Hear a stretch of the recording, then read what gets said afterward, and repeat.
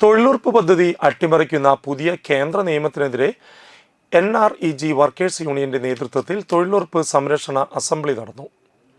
താന്യം പഞ്ചായത്തിലെ 16-ാം വാർഡിൽ നടന്ന അസംബ്ലി NREG സംസ്ഥാന കമ്മിറ്റി അംഗം AS ദിനകരൻ ഉദ്ഘാടനം ചെയ്തു.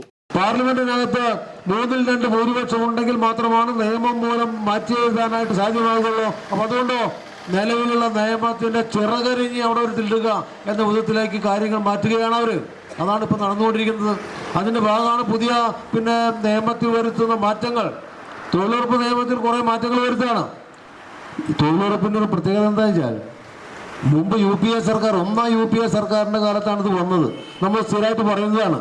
ഒന്നാം UPA സർക്കാരിന്റെ കാലത്ത് ഇടതുപക്ഷ പാർട്ടികൾക്ക് പാർലമെന്റിനകത്ത് 65 പേര് പാർലമെന്റിലെ അംഗങ്ങളായിട്ടുള്ള സമയത്ത് നമ്മുടെ കൂടി പിന്തുണയുണ്ടെങ്കിലാണ് പാർലമെന്റിനകത്ത് അധികാരത്തിൽ വരാനാവുള്ളൂ എന്ന സ്ഥിതി വന്നപ്പോൾ അന്നത്തെ UPAയുടെ നേതാക്കന്മാർ നമ്മൾ സീതാറാം യെച്ചൂരിയും ഉൾപ്പെടെയുള്ള ആളുകളെ വിളിച്ചിരുത്തി വർത്തമാനം പറഞ്ഞു. നമ്മുടെ ആളുകൾ പറഞ്ഞു, ഞങ്ങൾ പിന്തുണ നൽകാം. പിന്തുണ നൽകണമെങ്കിൽ പുറത്തുനിന്ന് പിന്തുണയ്ക്കാം. പിന്തുണ നൽകണമെങ്കിൽ ഇന്ന കാര്യങ്ങൾ നടപ്പിലാക്കണം. ഒരു പൊതു മിനിമം പരിപാടി വെച്ചു. അതിൽ ഒന്നാമത്തെ കാര്യമാണ് ഇന്ത്യ രാജ്യത്തെ മുഴുവൻ ആളുകൾക്കും തൊഴിൽ കൊടുക്കാൻ വേണ്ടി തൊഴിലുറപ്പ് എന്ന് പറയുന്ന ഒരു പദ്ധതി ഉണ്ടാക്കണം. വാർഡ് മെമ്പർ ഷാനിബ നൌഷിൽ അധ്യക്ഷത വഹിച്ചു.